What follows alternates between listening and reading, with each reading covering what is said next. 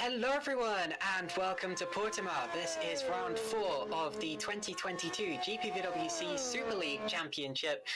And there you see the track on the screen. It's undulating, it's difficult, and it is extremely technical. Today we have already started qualifying actually. We've got about 5 minutes to go, so we're not going to spend too much time talking about things before going straight into the action. But I am being joined today by Tom Dillon in the commentary box for the very first time in Super League, and also Hygo Poom, who is the broadcast director. And thank you very much for jumping in at the last minute, Hygo. I know that it was a bit of a rush. Tom, this is your first time in Super League. How are you doing? Are you excited? Very excited, actually. Super League's always been one of the leagues that I wanted to tick off on the box. Commentating, I'm very glad that I get the opportunity to do so today. 4 minutes still left in the qualifying session, and well, it is currently Thomas on pole position racing team, and he's actually already improving in the second sector.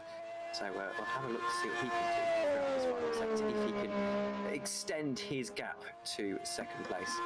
Comes into the pits, never mind. So Thomas Harvey bails out at that time after setting the fastest second sector time of anyone. Machin Winnick, in the meanwhile, is looking a little more promising, coming towards the end of his particular lap, although there's also a chance that he might dive into the pits, because this is the time in the session where they start to set up, and he does go pole. He goes pole. So Machin Winnick, 1:15.631, puts in provisional pole position in this session. But as I was saying, this is when they start setting up for their very last runs, which are theoretically their quickest ones. But as you said, Tom, Winnick leading from Harvey and Quinte, and now Leon Bock actually going fastest of anyone in the first sector in the other Evolution car. So let's take a quick look at Leon Bock as he laps this Portimao circuit, if we can, Hygo. Leon currently 9th in the session, just 3/10 of a second, 3.5 of a second off the pole time as it stands, but getting quicker and quicker, and still one of the best drivers in this league, yet to score a winning result. And I expect that elusive first victory won't be that far off. He's coming through the final sector now. We continue to look at Machin Winnick as well as the track map, but we'll try to get that to you as quickly as we can. Just a few issues with the broadcast, but yeah, Leon Bock goes P5. Not a bad lap time whatsoever from Leon, who is ahead of his brother right now. Yannick Bock, who is actually, where is Yannick in the order? Yannick's all the way down in 26th. Goodness me, Tom.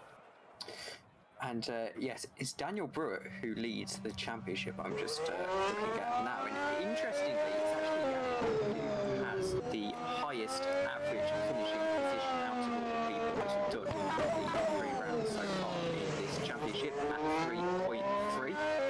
And it's a wonder that he's not actually leading the championship just yet. He's 1 point behind. So obviously doing particularly very well right now. Yes, that's Yannick you're talking about there, but indeed, the best average position of anyone. The interesting thing, though, is that the best average qualifying position so far has gone the way of Alessandro Quinte, who is right back up there again today. Look at that, 3rd position as it stands, and setting up for his final flying lap. And the interesting thing about that is that no one has won from the front row of the grid so far this season. Strategy has proven so much more important than outright single lap pace in this league so far. And as a result, Alessandro Quinte, who has the latter and seemingly hasn't quite got the strategy or the consistent race pace down, has been struggling. Here we look at Thomas Harvey on his outlap, and this will be his final outlap because he will only have a few seconds remaining as he crosses the start-finish line, and this will be his final flying lap, his final chance. Leon Bock will not get another chance, so 5th will be the best that he could possibly start. Pole position now appears to be between Winnick, Harvey, Quinte, possibly Raw, maybe Maguire. Robin Panzer looking strong there as well in P7. Tom, this is going to be an exciting end to the session. Absolutely, and pretty much anyone at the top 5 right now could take pole position at the end of this one. Thomas Harvey goes to start his lap then, and we do apologise for a couple of issues that we appear to have on the stream end. We're working to fix them, but Thomas Harvey clean so far. Look at the amount of lock he's having to get. He's having to put into the car to get it turned in, and a little bit of oversteer up through one of the blind left-handers around this Portimao circuit. It's not really a track suited to Formula 1 cars, I'd argue, but we've been racing here for a couple of years in real life now, and of course following suit in GPVWC, and Thomas Harvey seems to have the car nicely hooked up so far. He's not improving in the first sector. However, there's a lot of time to make up, and he doesn't have to make up a great deal of time to get home and take this pole position away from Milniak. Yeah, Heiko, if you could turn the game sound down a bit, please, that would be very much appreciated. We've got some people in the YouTube. You're working on it, never mind. Okay. So, towards the end of the qualifying session we go. Robin Panzer goes P4, not bad whatsoever, within 0.3 of a second of our pole time in what is seemingly an extremely close qualifying session. Thomas Harvey is not going to improve. He crosses the finish line for the last time, and he's down by just a couple of thousandths of a second. Dan Brewer comes across the line in P3, so our championship leader goes 3rd. Maciej Winnick is in the pits and will not improve anymore. Alessandro Quinte struggling in the final sector, the best qualifier of the season so far, looks to be 3rd at best. He's about to cross the finish line himself and does not improve, so Alessandro Quinte will be 4th. Michi Hoyer seems to be potentially the last driver to... I think he's crossed the line, actually, so that looks like our qualifying order, with Maciej Winnick right at the top. And for me, the real surprises in this session are... Well, first of all, I think that might be Maciej's first ever pole position in GPVWC Super League. And secondly, we've got Yannick Bock struggling all the way down in 22nd position, one of the best racers the GPVWC Super League has ever seen, reigning, I suppose you can say reigning runner-up in the championship, and he is all the way down in 22nd position after this qualifying session. So a slightly muddled up order, especially if you look down at the back. 2-time world champion Philip Puschke also struggling, as he has been for the first few races of the season. But here's the full order, with Maciej Winnick on pole, followed by Thomas Harvey, Daniel Brewer, Alessandro Quinte, Robin Panzer, Stefan Rohr, Leon Bock, Adam Maguire, Michi Hoyer, and Jan Grankvist there. Grankvist, who's currently leading the Super Lights Championship, or Super League, or SL2. Matthew Williams there in P11, followed by Daniel Stepkowski, Szymon Frelik, Augustin Canapino, Manuel Biancalilla, Aros Masciuli, Yanis Vorburn, David Fidok, Germano Zapala, and Jan Dragoon, Szymon Frelik there also doing very well in Super Lights, although stepping up to Super League today. Jeffrey Fournier will be P21, not P20 like that says. Then it's Yannick Bock struggling all the way down in 22nd position, followed by Florian Gaia. Philip Prischke, two-time champion, still yet to get the performance out of his car that we know he has in there somewhere. Max Hammerlink is P24. Then we have Giordano Valeriano, Matthias Moos, David Junt, and Thomas Voch, with the latter three failing to set qualifying times. Although look at that, the top 26 drivers separated by just a second in this Super League qualifying session. Tom, what a close field this is.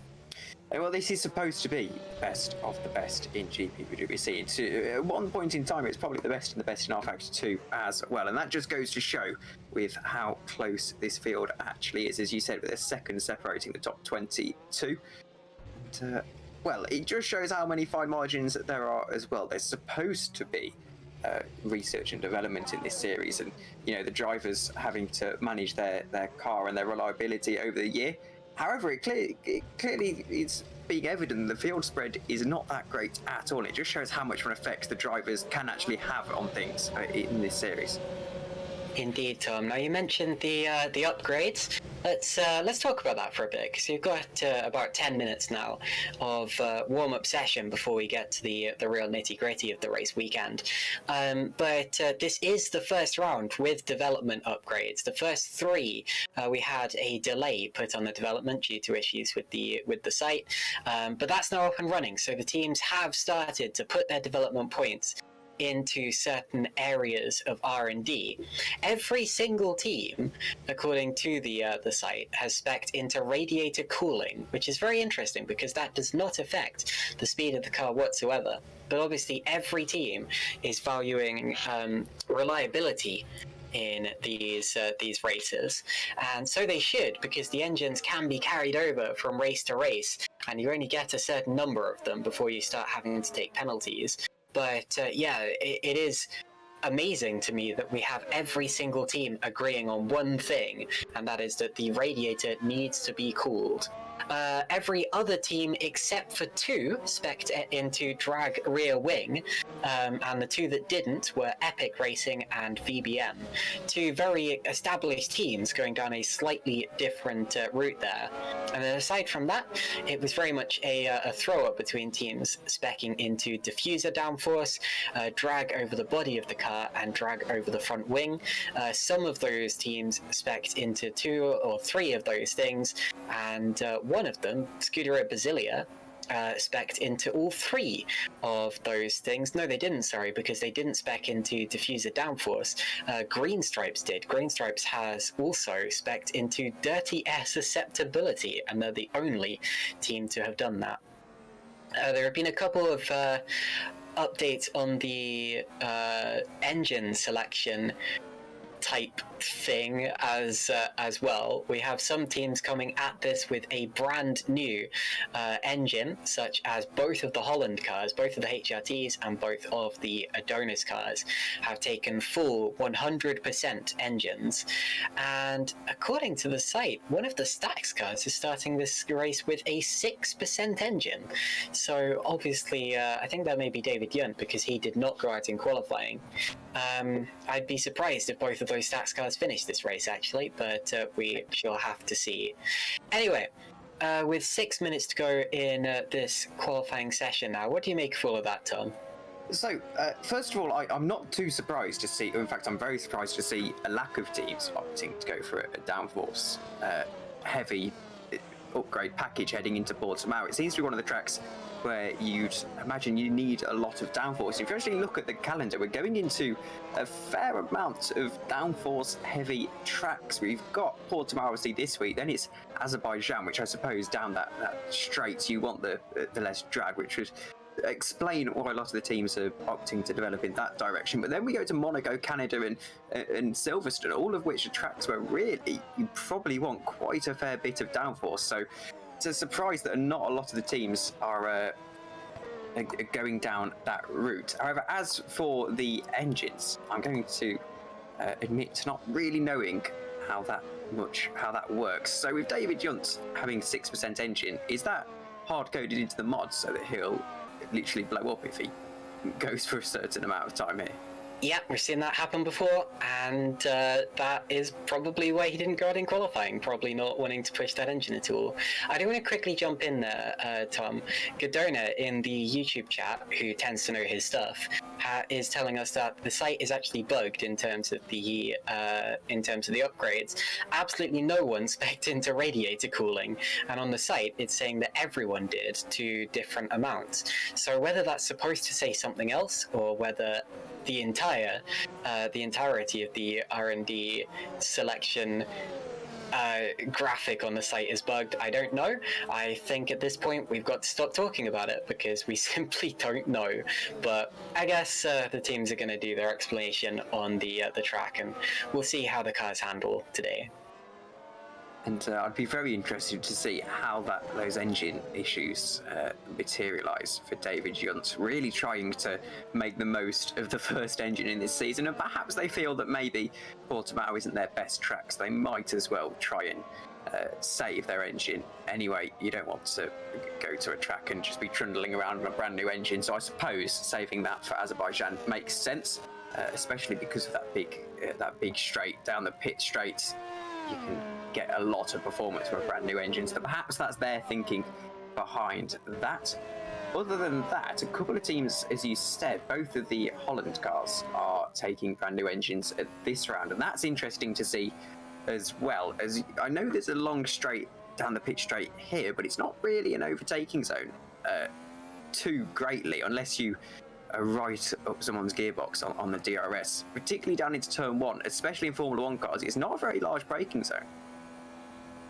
No, it's not. It's an extremely fast corner, and even though it is pretty much the only overtaking zone on the track in ordinary circumstances, usually the overtakes you see here are as a result of the driver ahead making a mistake, or as a result of the drivers being on completely different strategies and as such being very different in terms of speed.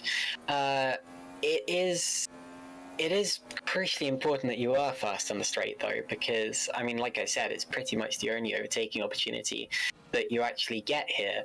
Now, I would like to give a quick shout out to Luke Mitchell of GPVWC SL1 fame, because he has actually provided me with a statistics sheet today.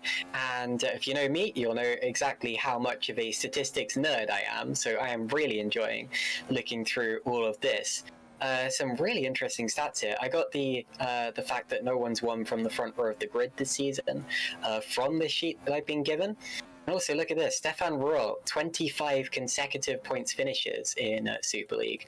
And the last time he failed to score points was Belgium 2020. That's very impressive. That's over an entire season there. And check out Jeffrey Fournier there, gaining 36 positions from his starting place over the course of this season. Very good work for Luke Mitchell to go and dig up all of that, and I will certainly be quoting some more of those statistics throughout the course of the day. Thank you very much for that, Luke. Also, before I hand back over to Tom so he can get a word in edgeways, Mike Pittman has been in contact with me recently, and he has said that this is a very important weekend for VBM esports. That's the Van Buren Vodball. Van Buren, that's going all the way back to 2017. No, Vodball Motorsports team. And he's saying that if he gets a podium or a win today, if the VBM team gets a podium or a win, it would be their 100th podium in Super League and their 40th win, making them the most successful team of all time, which they already are in terms of some stats. So this could be quite a big day for VBM Esports, who of course are fielding Adam Maguire, starting right up near the front of this pack, and no second driver by the looks of things. The second driver is still the one that's missing, but anyway, hopefully they can get... I swear we had 28 drivers in qualifying. Someone must have dropped out. Do you know who that was, Tom? I imagine it'd be in disconnect. I don't, unfortunately. I find it interesting, the Stax Racing car. They've got a very unique way of advertising for their drivers there on their Halo. Do you want to drive for us? Give us a contact on Discord, it says. I find that very interesting. We're about to go to the race now. Only 50 seconds left in the warm-up. I've just seen a couple of people doing their practice starts and things. It'll be interesting to see how strategy plays out today. I'm not too sure how it all works. I'm pretty sure it's a bit like super lights, where you have soft, medium, and hard, if I'm not mistaken. And it'll be interesting to see whether we, how many pit stops we get today. If I was going to take a stab in the dark, I'd say probably looking at a 2-stop. Though a lot of drivers seem to be doing their warm-up stints on hard tyres. Also, how could I forget? The driver that's missing is Dan Brewer, the championship leader. So hopefully he can get back in time. He qualified, I think, 3rd in this race, didn't he? And yeah, he should be in the 2nd VBM esports car. And then there is another... But we have 28 cars. That's not making sense. Am I just missing the 2nd VBM? Join back in, I think. They have, but I still only see 1 VBM car. That doesn't make sense. Is there 3 of another car out there somewhere? Sorry, I'm just really confused by what I'm seeing right now. Yeah, so David Fidok dropped out briefly, and then... Yeah, so Dan's actually not back yet. He, Adam Maguire is saying that Dan is just loading in. And yet we do have 28 cars, so someone must have 3 in there somewhere. That doesn't make sense. There's supposed to be... Oh wait, no, there's supposed to be 30, because... sorry, I got confused by the standings page, because it has the 15th place team put in front of the 14th place team. So I looked at the bottom and I thought, 14 teams, right, that's 28 drivers. So we actually have 2 drivers missing here. Sorry for the confusion. Dan Brewer and someone else. And Dan is the one that we know is coming back, or at least trying to come back. And then there's another car missing in there somewhere as well. But what's happening to Dan Brewer here? Is he going to make it in time? Because recently, the race director has not been waiting for people who have loaded in on the formation lap. So, come on, Dan, you've got to get a move on here. If he does load in on the formation lap, though, it's my understanding that he can start from the pit lane. I could be wrong on that one. Well, not if he only joins the server then, because it'll come up as pending an open session and it won't give him a car. So he'll need to actually be on the server by the time the formation lap starts, otherwise he's not going to make it. I think he'll have time if he's loading in now, unless he's got a particularly poor PC. But the thing about GPVWC I always found was that these mods are quite nice to the game. They're not... He's in. Dan Brewer is in, so we have 29 drivers who are scheduled to start this race now. Adam Maguire saying thanks for waiting, and that is a huge relief to Daniel Brewer and the VBM esports team, because our championship leader is not going to be missing this race. Rightio, so the race director now slotting everyone into their correct virtual positions, and we prepare for the get-go. I think it might be one of the Adonis cars that's missing. No, they are both here, aren't they? So yes, Canapino and Biancalilla going off the middle of the grid. So I'll keep trying to work out who the missing car actually is, and I'll get that to you if I do figure it out. But anyway, 29 drivers, still a very good tally. That's 9 more than we have in the real-life Grand Prix. According to Luke Maguire, it's one of the MDR cars, the Mayor Downard Racing cars, and yes, that would make sense. It looks like you might be right there, so thank you very much for that, Luke. And as always, the stat man, the virtual stat man we have in the background, Luke Maguire, doing a fantastic job.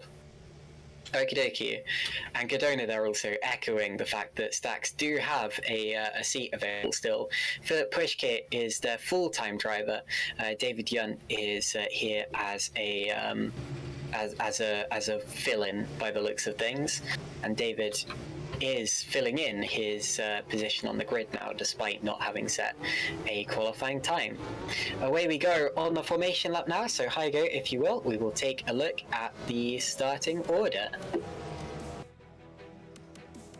Okie dokie, so no penalties for today as far as we know. What we saw in qualifying is what we will get on the starting grid. Matching Winnick will lead us away, and now we see the starting grid. So Winnick leads us away, car 96, Edge Esports, and then it's going to be Thomas Harvey alongside him, and Daniel Brewer starting from row 3. Then it's Alessandro Quinte, Robin Panzer, Stefan Ruhl, Leon Buck, and Adam Maguire.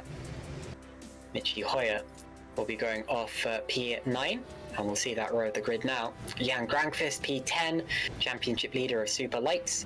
Then Matthew Williams and Daniel Stepkowski. And another Super Lights driver coming up next, Szymon Frelik, will be starting from 13th, followed by Augustin Canapino, Manuel Biancalilla, and Eros Masculi. The top 16, remember the top 15 score points today. 17th is Yanis Fulburn, then it's two-time world champion David Fidok, Germano Zapala, and Jan Dragoon. And that will be followed up by Jeffrey Fournier, Yannick Bock, Florian Gaia, and another two-time champion Philip Pushke, P24. Giordano Valeriano will be P25. Only one more panel of the starting grid to go. Max Hamelink, David Young, and Thomas Vogt, because Vogt has left the race. So Matthias Moos will be taking up that 28th grid position. And Thomas Vogt, by the looks of things, will not be starting the race. So unfortunately, it appears we lost, well, I guess 2 before the race even started, because there is no second MDR car. But now there's also no second, so Thomas Vogt's left the race as well. That's a bit of a shame. Anyway, to the grid they go, Tom. 28 cars, looking very, very feisty. And I think it's crucial here for Mateusz Melnik to get a good start and to just stay in the lead of this race. We know it's so difficult to overtake, and if he can stay in the lead, he'll definitely back himself for lights to flag here. And on the other hand, Thomas Harvey is going to have to be very, very aggressive into turn 1. Unless they can do something with the strategy, it's going to be very, very difficult to actually stay with each other here, especially with the dirty air. So here we go, the cars lining up on the grid. The front few are in position, and we're waiting for the back of the grid. Let me take a look through tyres quickly. The top 10 will, of course, be starting on the soft tyre. Matthew Williams is the top driver on the hards, and Daniel Stepkowski from P12 is the top driver on medium. So some slightly different strategies going on just outside of the top 10, and the rest of the grid is a mishmash of hard and medium compounds of tyre. Remember, they need to all make pit stops because they need to use at least 2 compounds of the 3 tyre compounds available.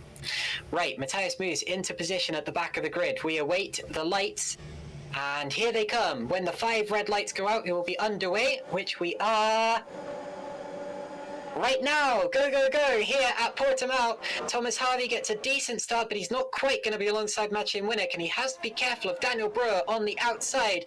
They slot into turn 1 with the top 3 in the same order. Harvey getting slightly over the curb. There's a flying front wing in the background. Someone has lost their front wing, but it looks as if everyone's still going to be in the race. It's Yannick Bock. He's lost his rear wing. My apologies. So Yannick really struggling in these opening laps. The driver who qualified way further down than would be expected. Winnick leads, followed by Harvey and Brewer. Michi Hoyer getting past his Burst Esports teammate. They're in a battle for 7th and 8th on this opening lap, and Bianca Lilla's made a good start. He's up into the top 10. Jan Grankvist banging wheels with him slightly, running almost onto the curb on the outside. Survives it. Very, very good. Over the crest of the hill they go. We're looking at Jan Grankvist, who's sandwiched between 2 cars, and he's got both of the Scuderia Basilia cars right around him. Here we go, down towards the long sweeping left-hander, and then the double right-hander, which Grankvist is already through here. He's going up towards, and a big slide, and Bianca Lilla's going to lose out there, lose 10th position at the end of this opening lap of the race. He's not actually, because he's going to get a good slipstream from the car in front of him and sweep straight back through at the end of the opening lap. So Maciej Winnick leads from Harvey and Brewer, and that was relatively clean, but unfortunate for Yannick Bock there, who is out of the race. He's our first retirement, and who would have expected that, Tom? one of 7 drivers to have scored points in every single race this season. As we said, the driver with the lowest average finishing position at 3.3, and Yannick Bock, second place in the championship, only 1 point behind first, is already out of this race. Someone who's really close to losing his front wing as well is Eros Masculi there for 14th position. He breaks very, very late. There's a bit of a Constantina, so he's lucky that he was able to back out of that one in the end. There's yellow flags in sector 2. A couple of people have had a few issues. Valeriano is down in 27th. I believe he's retired from this race as well. So it's not going to plan for some of the drivers here. And it's been a bit of a melee so There's far. Masculi, he's slowing for some reason. He's dropped from 15th all the way down to 22nd, and I think he's recovering from a little movement there.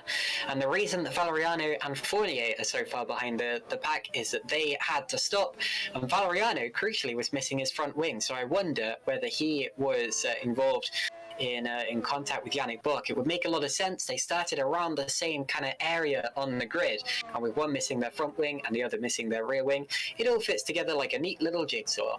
Leon Bock now passing Michi Hoyer, goes up into P7 at the end of the start of lap 3 now. And DRS will be enabled as soon as they crest this hill now. So Michi Hoyer will be one of the first cars to reap the rewards of the open DRS flap. The trouble is, this isn't normally an overtaking opportunity. The hairpin here, it may be a hairpin, but it's a little too banked, a little too fast, and the straight isn't quite long enough. So Winnick now building up almost a second's gap to Thomas Harvey behind him. He is getting away in the lead of this race, and there's a brief yellow, and Masculi appears to be losing another place. So I wonder if those two things were connected. Maybe Masculi had another little moment there. Unfortunately, Giordano Valeriano has just become our second retirement, so 26 cars remaining in this race from the 28 who started. And now Milniak really just has to get the hammer down here. He's out of the DRS of Thomas Harvey, which is crucial. That means he can now just put the hammer down a little bit, make sure he widens his gap in this first stint. But he's also got to manage his tyres. Remember, they're probably going to have to do a couple of pit stops today, so he needs to make sure he doesn't open himself to having the wool pulled over his eyes by Thomas Harvey and the Holland racing team. Indeed, I'm going to have a look back quickly to see exactly what did happen to some of those drivers at the start of the race. But while we do, you're watching Adam Maguire, 2020 champion, who took the majority of the last season off, but started off this year very, very well with a win at the opening round. And he is doing a decent job so far today, currently running in P5 for VBM Esports, going for their 100th podium. The contact with Yannick Bock, he actually came into cahoots with Germano Zappala first, and then spun over the front of Jeffrey Fournier, which is potentially why Fournier has his damage. And then, as expected, Valeriano had nowhere to go. It was not Giordano Valeriano's fault, but unfortunately he is now the second retirement of the race. Whether it was anyone else's fault is debatable. The stewards will have a look at that after the race. But unfortunately, this kind of thing just tends to happen on the opening lap of the race, as cars get close to each other and sometimes slightly misjudge things, like we saw there on the opening lap of the race.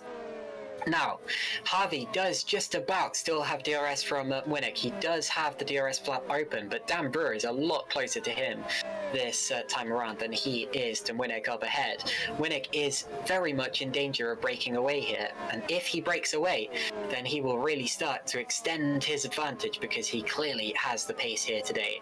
There's Augustin Canapino demonstrating that DRS that I was just talking about. The Jan Dragoon with the German flags on either side of his halo would have had the same thing of David Feiduk up ahead of him. Jan, doing a decent job in his first season of GPVWC Superleague, is yet to finish a race, but compared to what he could have done, I mean, he's got the pace, clearly, and for a driver who has not done much top-level R-Factor 2 sim racing before. He's mainly an Assetto Corsa driver. He's got the pace, now he's just got to work on actually finishing those races. Max Hammerlink, also his teammate in the Green Stripes racing car, has been racing with Jan Dragoon on Assetto Corsa for a very, very long time now, and he too has decided to make the step into R-Factor 2 racing for this season. And it's a very distinct game, R-Factor 2. It's very unique and very difficult to get up to pace with. And I'm surprised they picked up that learning curve as easily as they have. If you have pace in other games, you'll probably pick it up quite easily in R-Factor 2, but it is that consistency that's so difficult, particularly in And the wide. Who's that with a little Alessandro bit Quinte run very, very wide. Adam Maguire gets through, but he's got the hill to contest with now. It's a difficult hill when you're going single file, but he does go through around the outside. Stefan Rohr now is going to try to benefit and follow him through. He has the outside for the hairpin, which isn't truly ludicrous because it's a bank corner, but he does have to lose out there, and that's going to cost him some time because Quinte still doesn't have the momentum, and Rohr's going to be getting held up as they go up through towards the second sector. But yes, it was a mistake from Quinte getting over the curbs in the first and second apexes of the lap that allowed Adam Maguire up and through into fourth position. It's a pretty textbook move from Adam Maguire, and just saw the opportunity and just went down the inside. Pretty standard stuff, and I think he'll be counting his lucky stars there because that move wasn't going to be made so easily if it weren't for the mistake. Daniel Brewer now has perhaps got an outside chance at second position in this race. Remember, it is a marathon, not a sprint, particularly in Super League. So even though he's going to have the DRS, he's now just about staying behind Thomas Harvey, perhaps going for a move if it really comes to him, but not needing to force anything at this stage. Remember, they're only on the first stint, and on the soft tyres, I imagine them we're making at least 2 pit stops in this race. And I don't see hard tyres going the full distance, that's for certain. So I imagine it'll be a 2-stop for these guys. And, well, you don't want to be using up more tyres than you really have to at this stage of the race. One thing I should have mentioned is that the hard tyres are very, very good here. They were being used the other day in Super League Light, or Super Lights as it's known now, and drivers were running on them for an extremely long time. But you're absolutely right, Tom.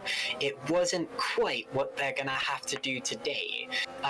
We saw one-stop strategies in Super Lights, but this race is about 25% longer than the, or 20% longer as it is, than the Super Lights race.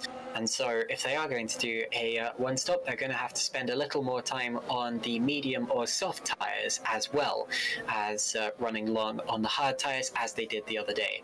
We're riding on board now with Stefan Rohr, the reigning champion on his 25 race point streak, as Luke Mitchell let us know earlier on.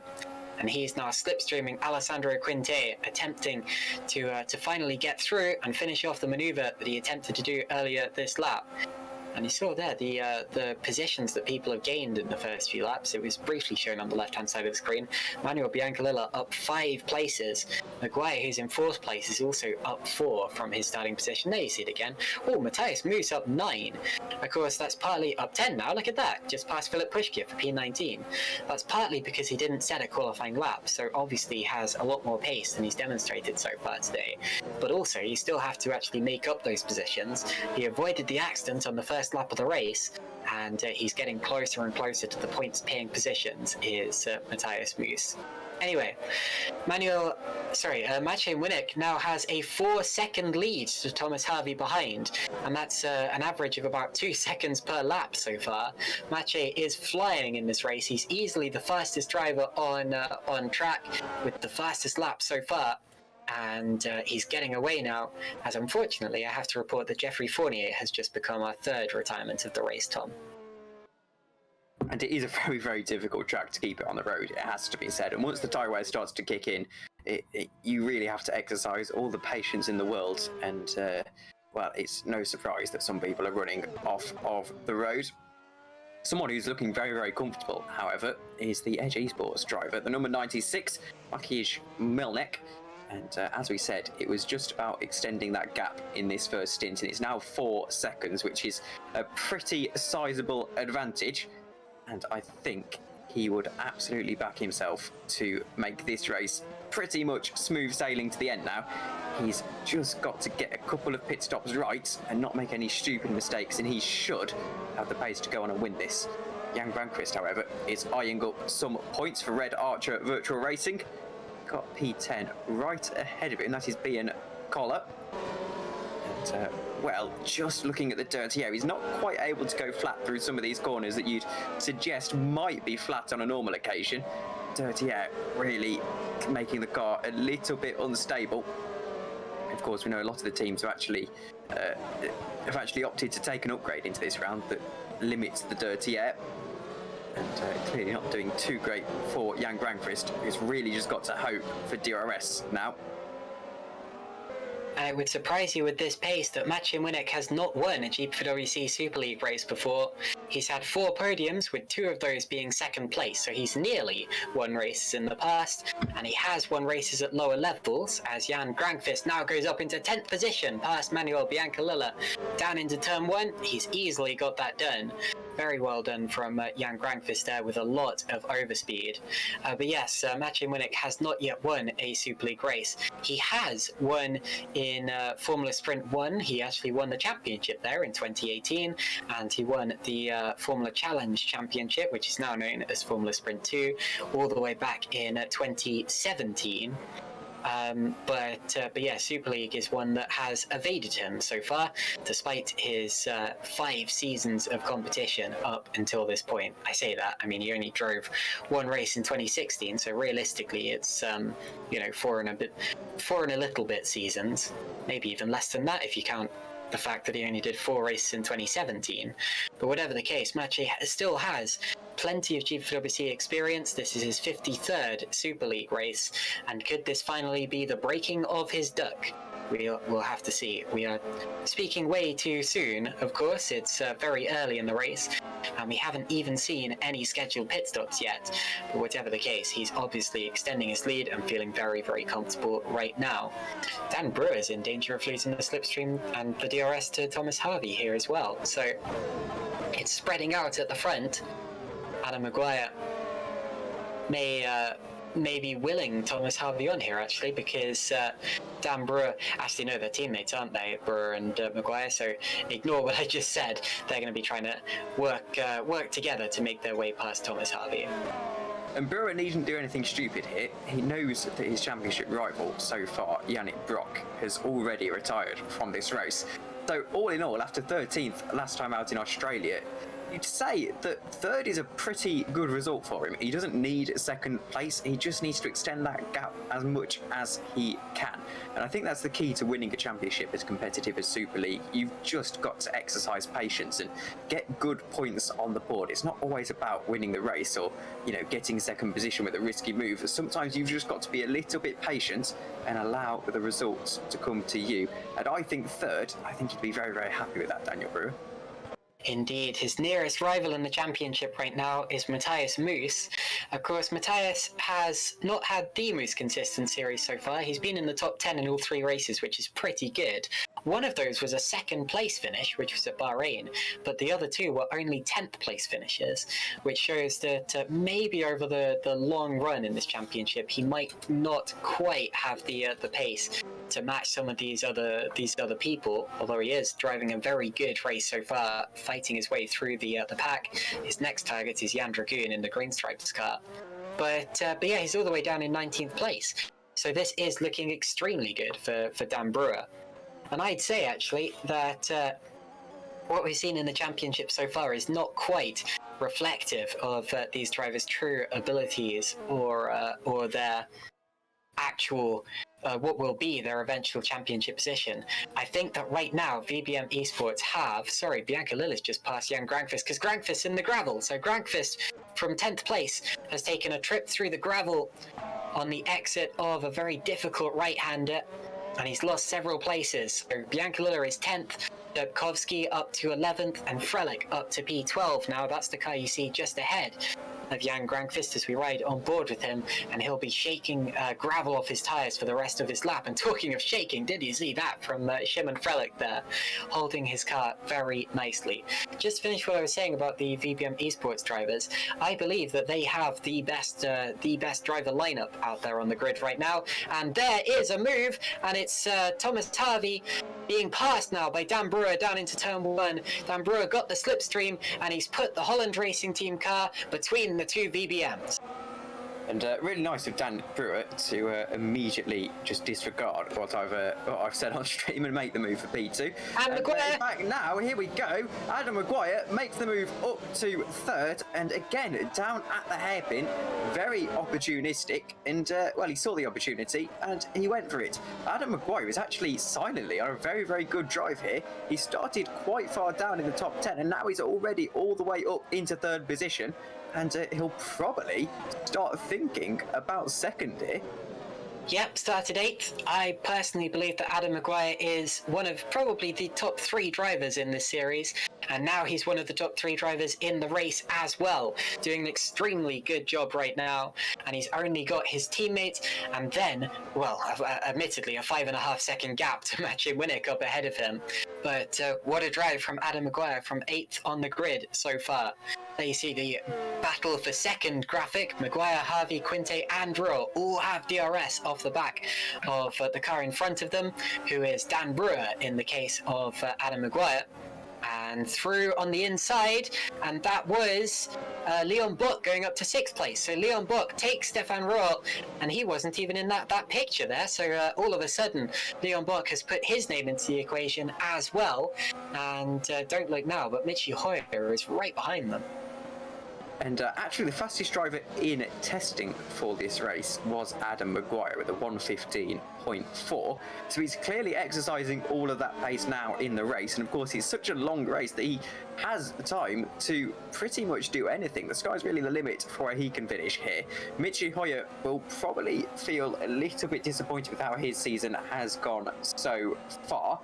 He is all the way down in 17th. He didn't finish in the first round, and 7th in the second round with a DNF last time out. So really needs to get a few points on the board, Michi Hoyer.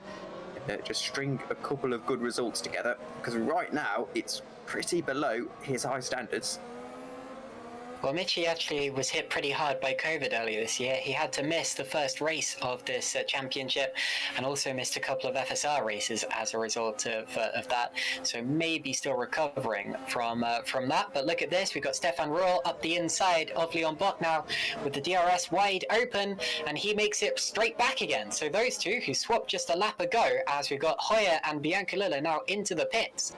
But yes, those two who swapped just a lap ago are straight back at it again, and the other way around.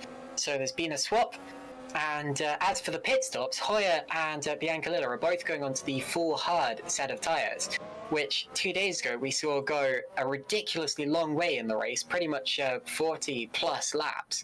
And it's a long way to go right to the end, but if they think what the Superlights drivers thought, which is that the hard tyre is absolutely the best tyre to be on today, then we could see those going an extremely long distance, if not right till the end. You know, don't write that off. Plenty of times in this championship so far, strategies and bold strategies have been the formula to the race victories. And that's why we haven't had drivers who have started on the front row of the grid winning races so far this season. Because drivers who have started a bit further back have thought, well, I've got nothing to lose, let's go for a bold strategy. And it's given them the race win. So definitely keep your mind open today.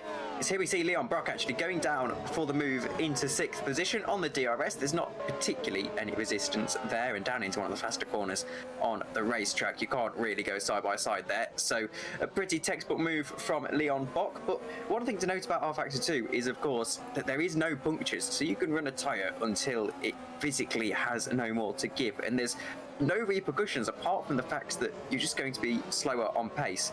So realistically, you have to weigh up whether having tyres that are on 25% at the end of the race or something absurd like that, whether it's going to lose you the 20 odd seconds that the pit lane delta is around this circuit.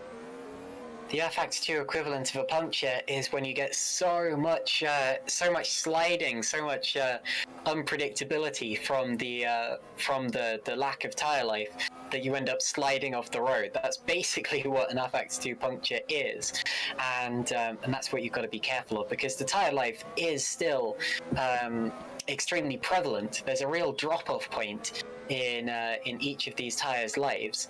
And it wasn't that long ago in Super League that we were seeing 5+ pit stops every race. obviously this season, very, very different, and Stefan Roll is about to go onto his new set of hard tyres, as are Harvey and Quinte, who have come into the pits on that lap as well. Jan Grankvist came in a lap ago, but yes, the first pit window, and possibly the only pit window for some of these drivers, is in full swing now. Marcin Winnick still staying out there. His gap actually coming down slightly. Brewer now within 5 seconds once again, but still a pretty sizable gap for this early in the race. And there's Michi Hoyer, who appears to have run slightly wide at the final corner on his relatively new hard tyres. Indeed, it looks as if everyone who stopped has now gone onto the hard tyres as expected.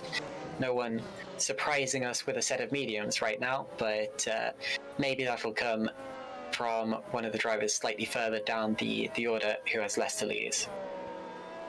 And well, it's going to be very interesting to see how long these tyres can hold on for and stay within a reasonable pace of the people on the newer tyres.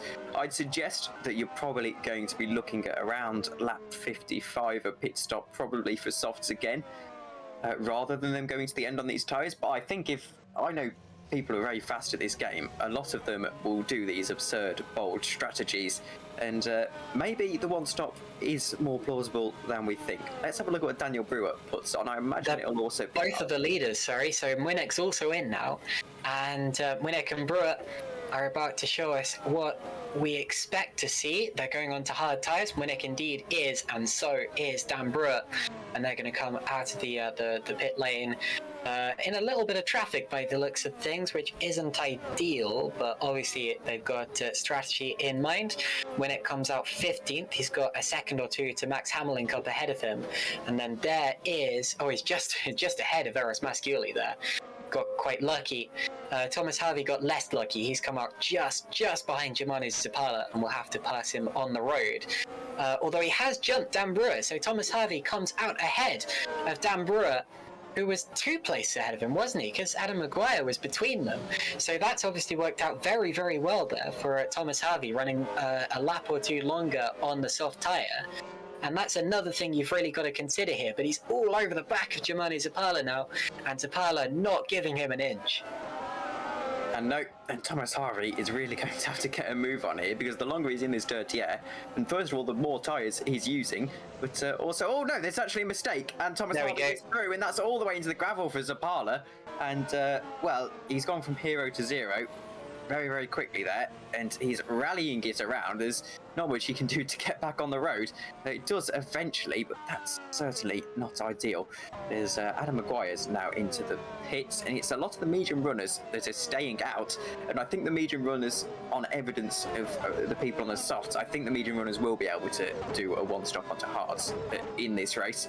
If they can get to around lap 25, probably, maybe that's the sort of one-stop window we're looking for. Big crash for Augustin Canapino. Canapino is out of the race on the exit of turn 1. He's been hard into the barriers now, and I wonder if that's as a result of the nasty curb that we've been seeing catching people out in some of the junior categories. It's the curb on the outside, although the inside also has a pretty nasty sausage. So Canapino out of the race, and Zapala is out too.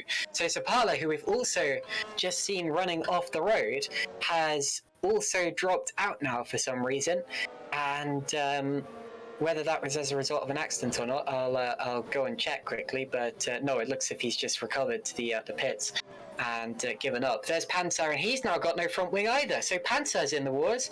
And has he run into someone or a barrier or a curb or something? Stepkovsky in the pits, so Volburn's going to lead the race temporarily. Wait, no, Stepkovsky is... Sorry, no, he's staying out. My apologies. Yes, I see what's happened there. It says interval on the top of the screen. You must have thought it said pits. Yes, that's exactly what happened. And, yes, well, a lot of... Oh dear, that was very, very close, wasn't it? He's not quite able to hook the inside line as he would have anticipated there in the burst eSport number 33.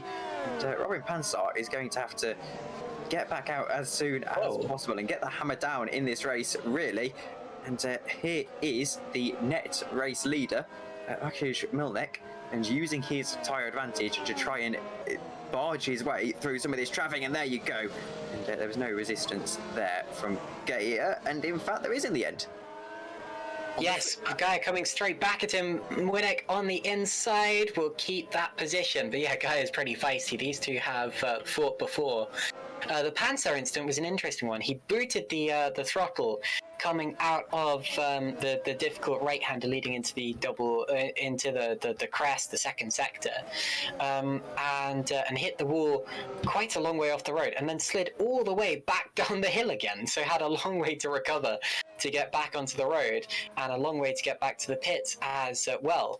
Now, Canapino's instant, I can't really work out what happened, because it looks to me as if he had a lag spike and then suddenly appeared again in a position that he wasn't expecting, panicked and slid off the road. So Canapino's big crash there, probably not his fault. Also, Fournier's retirement was as a result of a disconnection rather than an accident. So that's just what I've discovered by doing some accident researching there. But yeah, it's a quite chaotic point in this race now, as drivers are starting to feel the pressure and make mistakes. Here you see Pushkin out up the inside of Jan Dragoon.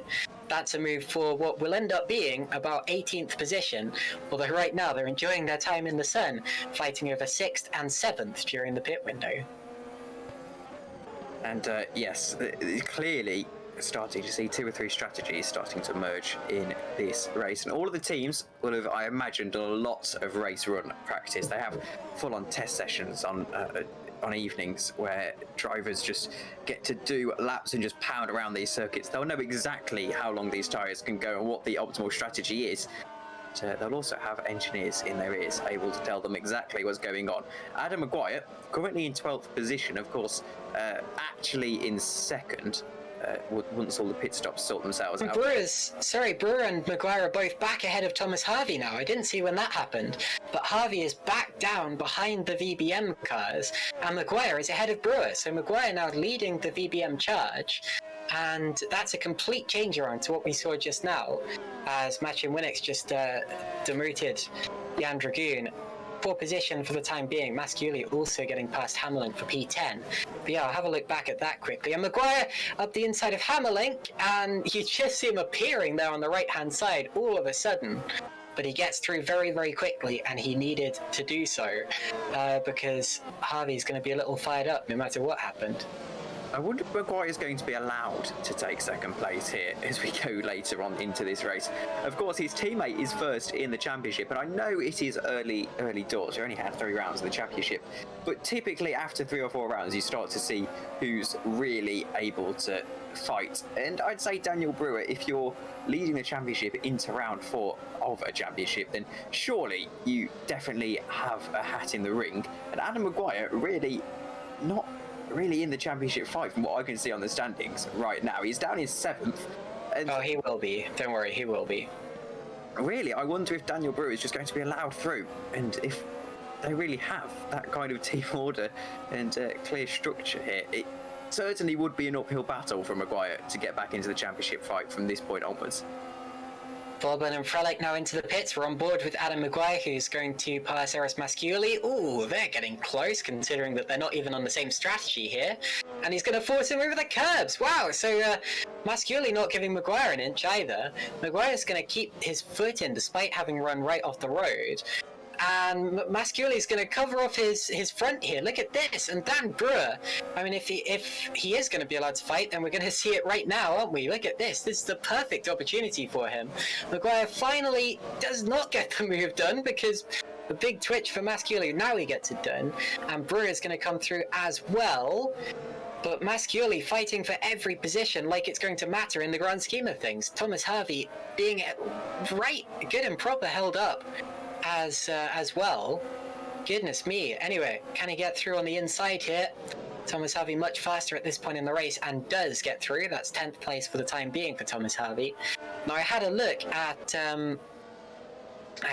at what happened between Harvey and Brewer, and it was basically what I expected. It was about 4 minutes before we noticed. Sorry, Stepkowski's just coming to the pits from the lead, so Flyduk will lead temporarily.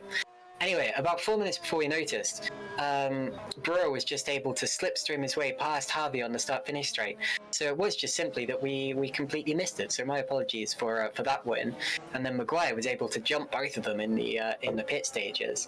And as a result, Maguire now is in a pretty good position. He may even be net second when this all works its way out. Probably is, actually.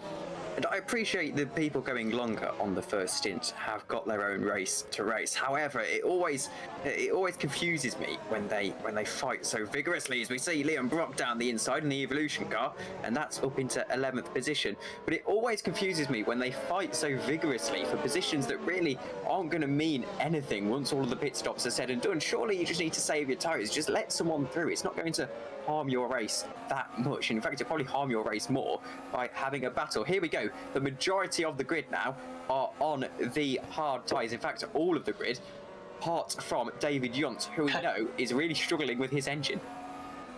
David Yunt there, down in P23, possibly treating it as a little bit of a test session by this point, but whatever the case, the only driver not on the hard compounded tyre, Thomas Harvey set a 1:17.6 on those hards. Wow, so Thomas, no matter how hard his tyres are, he's still pushing. And that, I expect, was probably before the VBM cars overtook him. Because I don't think it was before he came into the pits. I think I would have noticed by that point, as he runs slightly over the curb, actually, on the exit of turn 1. We're watching David Fidok, currently out in the lead, for the time being anyway. He is still yet to make his pit stop. And all of the drivers that you see out there at the front of the field now, as Bianca Lilla's had a crash, we're on board with him, and he's missing basically the whole of the rear of his car. So Bianca Lilla's had another big one, just as his teammate had. The cars with very similar but mirrored damage, actually. That's an interesting one. And he's gone a long way off the road there, so something dramatic has happened to another one of the drivers who was in contention for some decent points today, was running 10th place for a lot of the earlier part of the race, and he's now out. As we talk, I'm going back to see if I can work out what happened to him. But anyway, let's take a look at Jan Granqvist for a little while on the back of Daniel Stepkowski. But these are for definitely the minor points paying positions. It's only 2 points, 14th position, and 1 for 15th. However, every point does matter in the championship, and of course, every point has permutations when it comes to what kind of upgrade packages you can bring into the next rounds. And I'm not going to pretend that I know how all of that works in great depth, but we look at David Fidok, who still leads the race, although of course he still needs to pit. So really it's just a token mum take a screenshot moment for David Fidok, and won't be reading too much into his race lead. It looks good on the statistics, however. You can say that you've led a few race laps. So it can really sort of pad his statistics when he eventually retires from the league. I don't talk about that. We couldn't do without David right now. David actually probably is right up there in terms of his statistic. I wouldn't be surprised if David has led more laps than anyone else racing today over the course of his GPVWC career so far. He is being an extremely quick racer in his time, and he's still pretty good. He hasn't got the consistency that he used to, and he's not quite challenging for race wins anymore, but you know, he's been right up there. I don't have a statistic on exactly how many races he's led or how many laps he's led, but I mean, it's got to be right up there, because Fidok is currently 13th on the all-time wins list. So yeah, it just shows you how good he actually is. Anyway, I was going to say he probably doesn't need his statistics padding, but I suppose every little helps. And indeed, well, we just saw Adam Maguire make the move up into 5th position, and now Gaia actually is coming under pressure from Daniel Brewer. So Brewer really just wants to be on the back of his teammate for as long as he can, and currently this traffic is really not helping their cause.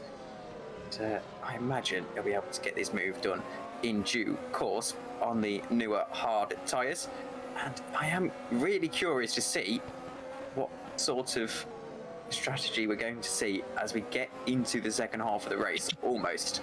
And I think David Fidok is actually going to be one of the drivers we need to keep an eye on, because obviously he started on the hard tyres, so if he has to pit around lap 40, then all of a sudden we know that the drivers who we think are going for one stop are going to have to pit again.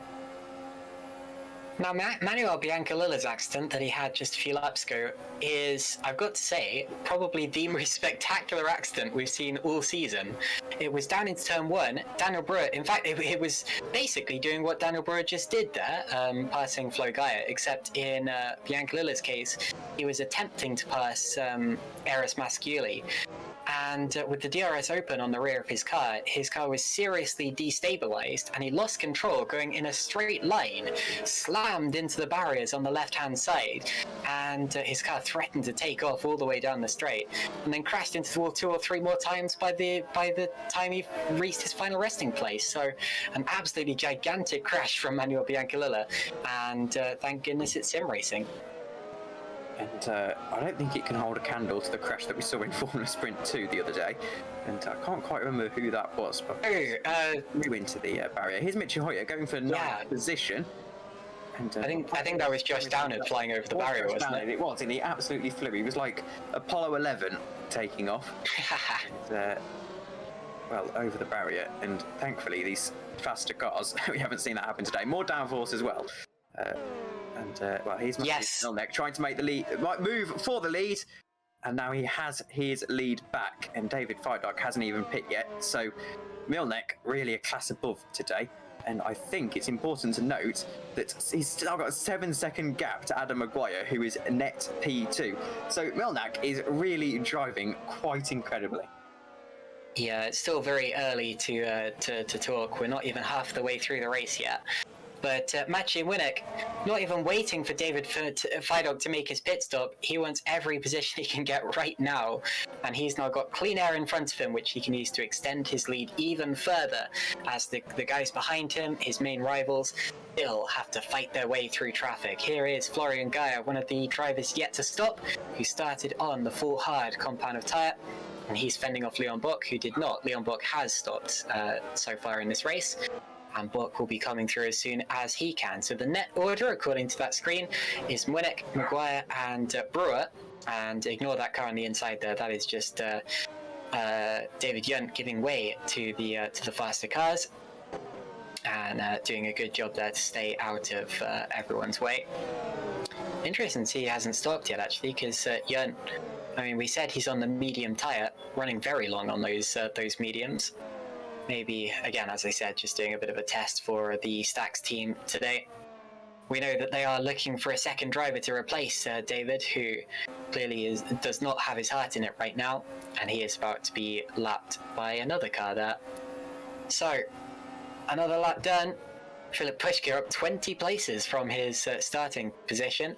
And another yellow flag briefly, and that is Florian Gaia. So Gaia in the other Epic Racing Team car has had a shunt on the exit of turn 1 by the looks of things. He's missing both wings, and yes, so he's lost control midway through the corner and spun it onto the inside, and Gaia has now retired from this race. So we will only have 22 of our 28 starters remaining after this lap, because yet another driver has found the wall here at Portimao. Now, I was saying this I've said this in both the previous broadcasts that I've done here at Portimao with GPVWC over the last few days. I personally believe that in terms of its layout, this is the most difficult circuit on the calendar. Obviously, you're much more likely to have an accident at Monaco or Azerbaijan, or even maybe Villeneuve, but that's only because the barriers are right up next to the track. I think that if the barriers were as close to the track here as they are at Monaco, we would see probably even more accidents than we do there. That's just my opinion anyway. And, well, we see a lot of accidents anyway around Portimao. It's a circuit that if you get your aerodynamic balance wrong, you can run off the road really, really easily. And it's one of those nasty corners, nasty tracks with lots of blind corners, like this one. Actually, this left-hander. Yes, and Hoyer, just past Quinte, and that will likely be for 5th in the net order. So an important overtake there for Michi Hoyer, getting up into what is currently 8th position. Sorry for the interruption. Hoyer is on a really, really good drive. Again, a little bit quietly, Michi Hoyer, and he's currently doing very, very well indeed. I'm sure he'll be hoping he can hold on to P5 if it is the position that he does end up here. Of course, strategy and everything. We're very early into this race still. Well, I say early, we're about 50% through, but that means you've still got to do what you just did once more. And I don't think that would be too big of a task for this man, Maciej Milnek, looking for his maiden GPVWC win. And I think, and I'm going to say it, even though it is a little bit early, I don't think anyone's going to stop him today. Well, you are a very young commentator. Let's see if you've got the commentator's curse yet. It takes a little bit of time to develop, but sooner or later you'll start seeing drivers you prophesized that about go flying off the road. But anyway, Maciej Milnek doing a very good job for the time being, and leading this race by 3 seconds from David Fiduk, who's yet to stop, and 9 seconds from Adam Maguire, who is the top driver to have stopped. So the gap coming out even further, and that's because Maguire, Brewer, and Harvey are all held up now behind Philip Pushkit, who is not intending to get out of the way anytime soon. Now for Pushkit, he is the slower driver at this point in the race, and that's no disrespect to Philip. It's just how the strategies have gone, and as a result, his obligation will be to hold his line and not. I mean, he can defend from the cars behind him. It wouldn't be illegal for him to make a move of defense down the straight, although they will be expecting him out of etiquette to at least just not defend too hard. You know, let them through if they get their nose alongside, but he doesn't have an obligation to move out of the way. So Philip stays there in 4th position and appears to have the straight line speed to hold them off as well as they go over the crest of the hill down the straight. These drivers that you're seeing, Fiduk, Williams, Pushkit, they are undeniably going for a one-stop strategy here. There is no time for them to go onto a two-stopper now unless they were to go onto a very aggressive strategy with the soft tyres, and Maguire runs out over the curb, loses a little bit of momentum and possibly an opportunity to get past Philip Pushkit, goes down the drain. But it wouldn't really have been an opportunity anyway.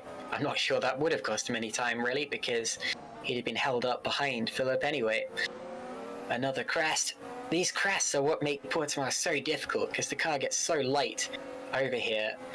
And if you're running low rear wing, or if you're putting the power down, which you are over a lot of these crests, such as that one that you just saw, the car can get so twitchy, and there's a lot of drivers who spin around going through corners like that one.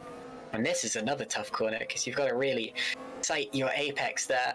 It's later than you expect it to be, and if you apex too early, then you find yourself traveling super duper slowly, just crawling around the rest of the corner to avoid going off on the inside. But anyway, Maguire now has the slipstream, and through he goes, just about, and he's going to get it done before the corner, Tom. And I'll confess to having Mitchie Hoyer's stream on in the background here. Oh, nice. Just to see how he's driving the car, because I always find in R-Factor 2, when you're actually watching someone drive on their computer, it's a lot different to how we have our T-Cam here, because you can actually see the inputs they're putting in. You can't quite see that in such great definition on the broadcast.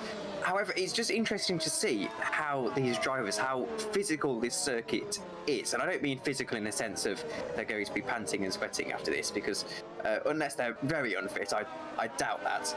But in terms of how much they're having to fight, how much he's having to fight the car around this circuit, and how it is getting light visibly. And you can see it on here as well, not so much of to a great extent as through his stream, but just how light the car gets and just how much he's having to fight. And it's really interesting to see how these drivers can do this every single lap and be fast as well. Indeed, Mitchie Hoyer is fighting the car, isn't he? A little bit more than some of his opponents are, potentially, although still doing a very good job. He was pretty quick in the FSR race the other day, and I get the feeling that he's returning to the Mitchie Hoyer that we all know. And now you're about to see him. Oh, and Dan Brewer down the inside of Pushkit, and he gets the move done now. Gets through, and as I said before, that's an important one. But as I was going to say, and Hoyer's just run slightly over the curb, actually. Hoyer's next target is Alessandro Quinte, and that is a move for... Wait, no, Quinte's got past him since last time I checked up on them, haven't they? So Quinte appears to have actually got up into net 5th position. Yes. What happened because was actually, Mitchie, he had a half spin, Mitchie. Oh, right. We did. It was just before we went on board with him, actually, I think. And yes, he had. Yeah, because I remember the last time I mentioned those two was when Hoyer passed Quinte, and now he's back behind him, and he's got Leon Bock for company too. And well, I find it interesting how someone like Michi Hoyer can compete in all of these championships. FSR is doing GTR 24 and VEC. And they're all really competitive championships, and I struggle to keep up with doing one championship. I don't know how you can compete at the top level in all of these series. And I know it's a bit different dynamic in endurance because you're racing pretty much the same car, so you know, on the same gaggle of tracks, so it's not too big of a concern. But when you go to FSR and you know, GPVWC, you're having to learn two completely different cars. As we see Michi Hoyer accelerate back through into 8th position on the DRS, but it takes so much practice just for one league, and some of these guys are able to do 3 or 4. And Michi Hoyer once again sets his sights on the top 5 in the net order, and gets through past Alessandro Quinte. There was also a move on that last lap. Thomas Harvey getting past Philip Pushke as well. Harvey has done that in time to avoid losing the DRS to the 2 VBM esports cars ahead of him. So that was, I mean, I've been using the words important move quite a lot with regards to these traffic, but I guess I'll spice it up a bit and say imperative. That was imperative for Thomas Harvey there, because he has now kept himself in with a shout of that podium fight. Rightio. So Winnet continues to lead. The gap now 5, almost 6 seconds to David Feidock. And here is Jan Grankvist on the back of Daniel Stepkowski. These two fighting for position. They both made their stops. Grankvist, who's been losing a bit of time since the start of the race, I'm afraid to say, had a little bit of an off in the early stages, and he has been on the back foot since then. But you know, Jan not running a full campaign in Super League, so he can afford to take a few more risks than some of his rivals. His main focus this year is in Super Lights, and I got and he's now going to go side by side with Stepkowski, because they're both lapping a slower car. Goes to the outside and is not able to get through that.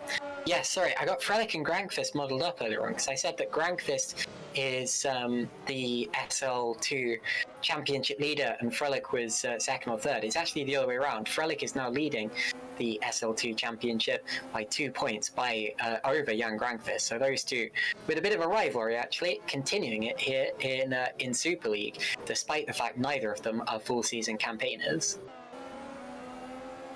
And it is a big jump from SL2 up into Super League. And well, they're clearly making it and doing quite well for their money. And here's Adam Maguire now trying to get up to Matthew Williams. And this isn't really a battle for position. I'd be a bit surprised if Matthew Williams was any fighting here. And he'll do the gentlemanly thing and not let him through, but not put up any resistance, you'd hope. Indeed, I'm afraid Max Hammerling's just had a shunt. He is now missing both his wings as well. So the track claiming yet another victim, and that's why the yellow flags are on the screen right now. Hammerling is also yet to finish a race this season, and it doesn't look as if that trend is going to end today, I'm afraid to say. And he's out. So Max Hammerling becomes another retirement, and we have 20 drivers remaining in this race. Just going to go back and check why that was actually, but yeah, carry on. It's such a competitive league as well, GPVWC, with the career ladder. You've always got people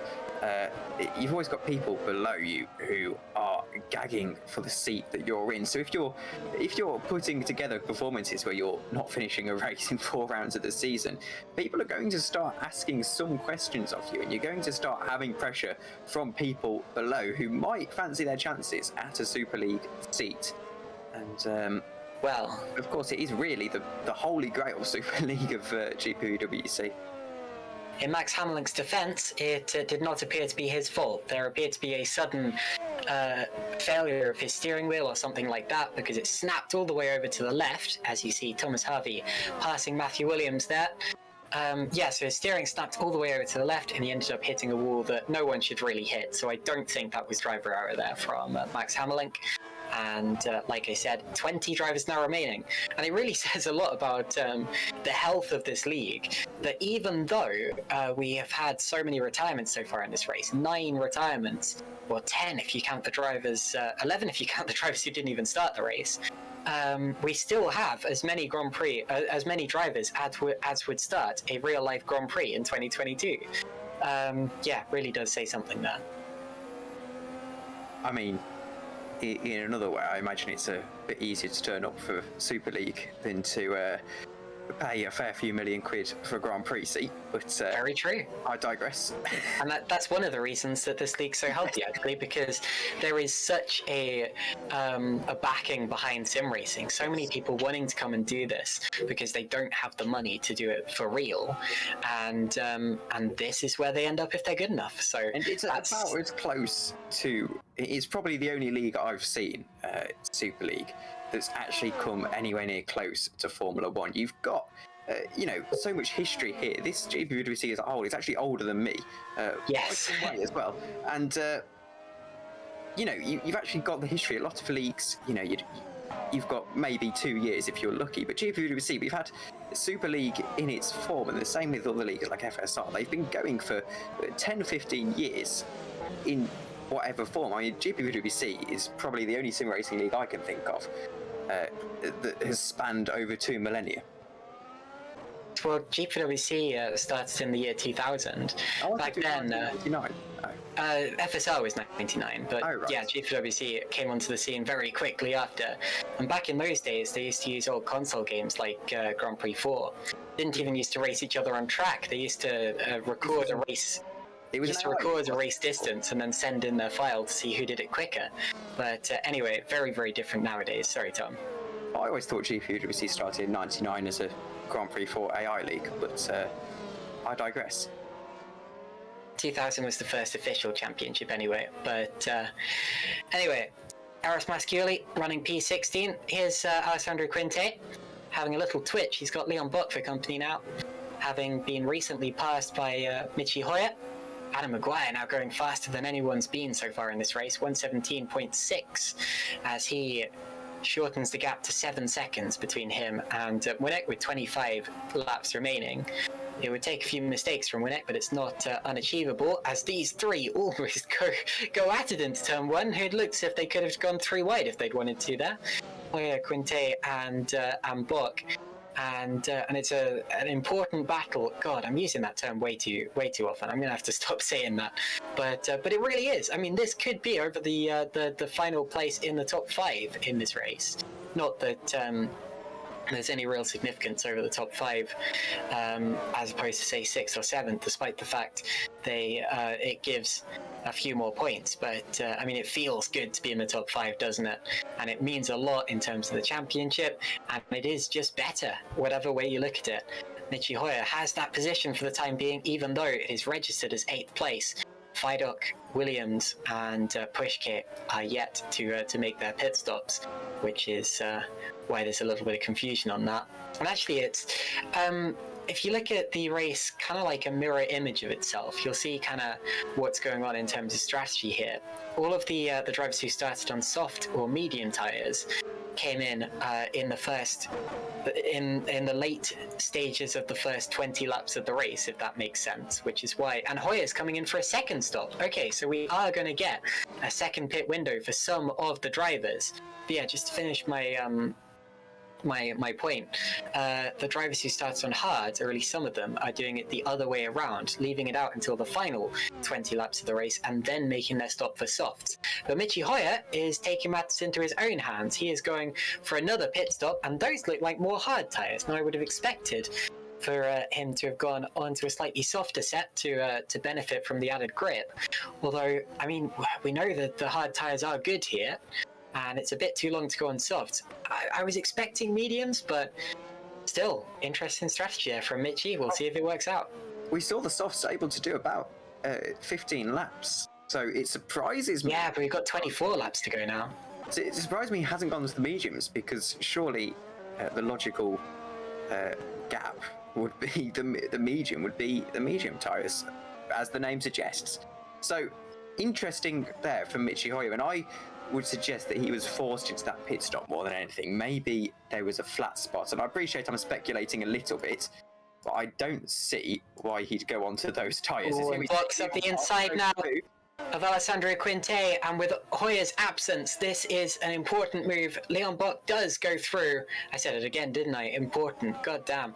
He does go through now ahead of Alessandro Quinte for effectively P5, but unfortunately this is the stage in the race where we've got to start talking about the net order, because it starts to go out the window a bit and people start to surprise us with their strategies, such as with Michi Hoyer. Right now he's running in P17, that's where he's come out the pits, but we have absolutely no idea what position he's going to be on for towards the end of this race. It really depends on how fast he is compared to his opponents and how many of his opponents are actually intending to stop again. Obviously, we know the drivers who have gone for one-stop strategies, the drivers who started on hard tyres in particular, will have to go for one-stop strategies. But yeah, that stop is still to come. I'm wondering, actually, whether part of this strategy is influenced by the recent server issues that there have been in some... Sorry, look at the VBM cars. They look like they're about to have a swap on the straight. And through goes Dan Brewer on the inside. He had the slipstream and DRS, and he's made the move, and Maguire ran wide behind him. Now, I don't know whether that was scheduled or not. Adam Maguire and Dan Brewer are teammates there, so they could have orchestrated that move. But whatever the case, I mean, Brewer could also have fought his way through. These two could well end up being championship contenders and championship protagonists by the end of this season. But anyway, I'm gonna ride on board in a replay with Maguire and see if he lifted off the throttle at all on that straight, because that will give me a... It looks as if he wasn't lifting off the throttle, but then when Brewer got up his inside, he did then. So I assume there's been an agreement, something along the lines of, okay, if you can get up alongside me, I'm going to let you through, but you know, you've got to actually prove to me that you're quick enough, and if you can't, then sorry, sit behind me. And, well, this is, of course, it's a 16-round championship, so after this we'll be officially a quarter of the way through the year, so it doesn't surprise me that there's team orders there, purely because Daniel Brewer leads the championship, of course, and will extend his championship lead by quite a margin after today. So, surely if you've led the championship into the second quarter of the season, surely that's when you start putting your eggs into the basket of one of the cars. Sorry, Royals had a big spin a few laps ago, apparently. I'm being told that in the YouTube chat by Jeffrey Fournier, who of course retired from the race earlier on. And yeah, that would explain why Royals lost a couple of places. Shame for him. He would have been a lot closer to Leon Bock, or even ahead of him, if that hadn't have happened. But anyway, Max Hammerlink has now updated that his wheel turned off during the race, and that's why he slammed into a bit of the barrier that no one has ever hit before, probably. So Max, unfortunately, out of the race through no fault of his own, and his 100% DNF streak continues completely accidentally. Anyway, Anna Maguire is now behind Dan Brewer, whether deliberately or accidentally, we don't know, but whatever the case, that's the order that the VBM esports cars are right now. And they have been clear of the backmarkers for a long time, so it is a straight fight to the finish right now, with 20 laps remaining. And this is about the time where I'd expect some of the drivers who started on hards to come in, Vidoc, Williams and Pushkit, and some of the other drivers further down the order. And I'll be so interested to see where they come out, because the alternate strategy in races like this can often gain a few positions from their starting places simply through being unexpected and being unpredictable. As Daniel Stepkovsky has now got back past Jan Grankvist down into turn 1 that last time around for what is now 11th place. But yeah, I mean, the positions you're seeing Vidoc, Williams and Pushkin right now are certainly not going to last as they are. Fastest lap of the race for Michi Hoyer on the new set of hard tyres, and I wonder that means he's trying to mount a comeback drive in these late stages. With about 20 laps to go now, as we watch Sharon Van Christ trying to make the move for 11th position on Staboski. And, well, it's going to, and I keep saying this, it's going to be interesting because we're now probably getting to the pit window for the two-stop, if the drivers are going to make the two-stop and not commit to these hard tyres to the end of the race. As we said, it would be very surprising if they're able to do hard tyres all the way to the end, but I'm sure the teams have got method to their madness, and we'll find out very quickly if it is going to be the miracle one-stop across the board. Indeed. Now, Liam Maguire is in the YouTube chat. First of all, hi Liam. Second of all, why are you not out there right now? I've been really confused by that kind of all the way throughout today. Because Liam's coming off the back, of course, of, yes, admittedly 2 non-point scoring races, but he won the first race of this season. And he was saying to me earlier that he feels like he's washed up and past it. And I'm like, dude, you won a race like 6 weeks ago. That's crazy. But anyway, for some reason, Liam Duval is not out there today, and his Scuderia Basilia seat has been taken by Szymon Frelik from SL2. And like I said, no idea why. But if Liam updates us, then I guess we'll find out. Anyway, 19th and a DNF for Liam Duval in this season so far. So I hope it's a case of he just wasn't available tonight, and not a case of I've had 2 bad rounds and I'm going to call it a day. I'm past it. But yeah, well, he's certainly not past it, is he? Anyway, well, exactly. So less than 20 laps to go in this race now, and Williams and Pushke have come into the pits, and let's see where they come out. Matthew Williams is the top of those 2. He stops in his box, probably for soft tyres. Interesting angle in his pit box, and I would have thought he'd missed it. He has missed it, so Williams has to back again, doesn't he? No. Took a long time to find reverse then, but yeah, does manage to make it back into his stop. Pushke goes out on mediums, so Pushke goes on to mediums. Williams, unless it hasn't updated, appears to still be on hards, and that would mean he'd have to stop again. Now that looks like a big mistake for Matthew Williams, and I presume he just hasn't set up his pit scheduler right. Unless he's well, it is a new set of hards, but he still needs to use two compounds of tyre. Anyway, Philip Pushke has come out in the point scoring positions now, so he's doing better than his qualifying place. But yeah, bizarre from Matthew Williams there, and he's going to have to come down the pit lane again. Jeffrey Fournier in YouTube chat says he'd question how the grid is general is so quick in qualifying but bad in race trim and racecraft. You see Matthew Williams actually slowing down to let back markers through even. And no, that's a lap car there. That's David Yunt, who's a lap down to even Williams, and Williams goes through. So either that was a mistake or Williams is giving up here. Maybe got confused. Maybe. Yeah, maybe he thought that he was racing a front runner. But anyway, David Fidot now into the pits as well, meaning that the order up the front of the order is about what we would expect it to be towards the end. Fidot's going to come out in 12th place as Frelik slows on the straight there and gives way to Michi Hoyer. That's a weird one. So all of a sudden we're seeing drivers slowing down and just jumping out the way of their opponents for no apparent reason. So if Fidok has done 50 laps or so, 49 laps on the, is in fact he's timing in the pits, Matthew Williams. If Fidok's been able to do 50 laps, that means that the other drivers will probably be able to make the one stop in this race.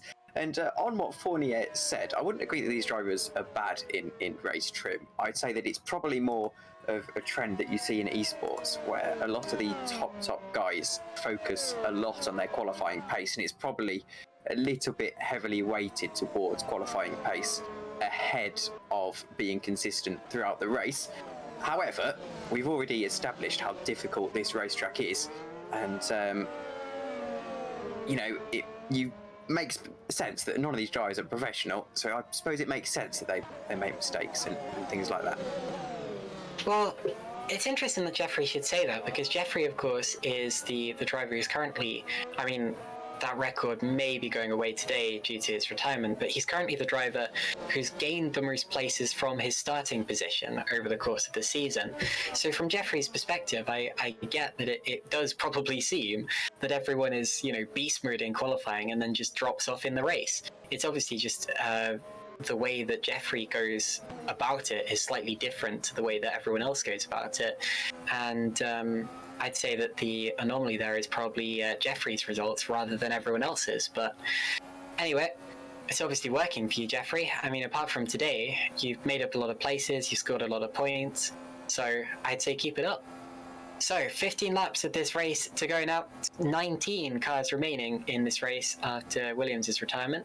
The only driver yet to have stopped is David Yunt, who may just be testing how long those medium tyres can physically go at the back of the pack, or just having fun. I don't know. I mean, going 52 laps on a set of mediums isn't my idea of fun, but whatever the case, he is giving it a go. He looks like he's having a fair bit of fun, and we know that the data that has been given to us suggests that he was on 6% engine going into this race. So it's a miracle that he's going as well as he is. However, you can see visibly how nervous that car is and how those tyres really haven't got a lot more to give. And perhaps he's getting to the stage where obviously no punctures in the game, but it just starts sliding on him practically uncontrollably. Interesting to see Bowsette on his helmet there, of Nintendo fame. Yeah, no, it is Nintendo, isn't it? I doubted myself there. Don't know why. Guess David will explain that at some point. But whatever the case, he is continuing on his way. Now, the VBM guys, we're going to see soon whether they actually are being allowed to fight right now, because they are right together on track and have been for laps. At this point, I'm leaning in the direction of Dan Brewer being the number one driver in the team at this point in time, because Adam probably could have at least got himself alongside Dan a couple of times with the overspeed. But now maybe he's been tactically deployed there to hold off Thomas Harvey, who we're on board with right now. Whatever the case, Maguire not fighting Brewer particularly hard at this point in the day. He is behind in the championship, of course, partly as a result of missing the second round of the series, and partly as a result of not doing particularly well in the third round. Although Adam, I still think, is potentially the best driver out there. I think that if he keeps up the top level performance that he delivered in the last race, for example, then he could still be a real championship contender. But anyway, Adam obviously feels that he's here to help out Dan Brewer at this point in time, and is doing a pretty good job of it right now. And I think it's only sensible, particularly when you've had other drivers who are in this championship fight having such dire rounds today. So Daniel Brewer just needs to bank as many points as he can. There's no point pushing for the race win at this stage, obviously. Milnek has pretty much got that wrapped up if he doesn't do anything stupid. Daniel Brewer now just needs to, as I said at the start of the race, just needs to do what he's been doing all the time and just putting in a consistent performance.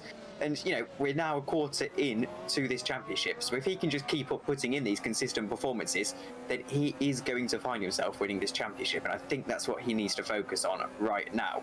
There's a tricky few tracks coming up: Azerbaijan, Monaco, and Canada.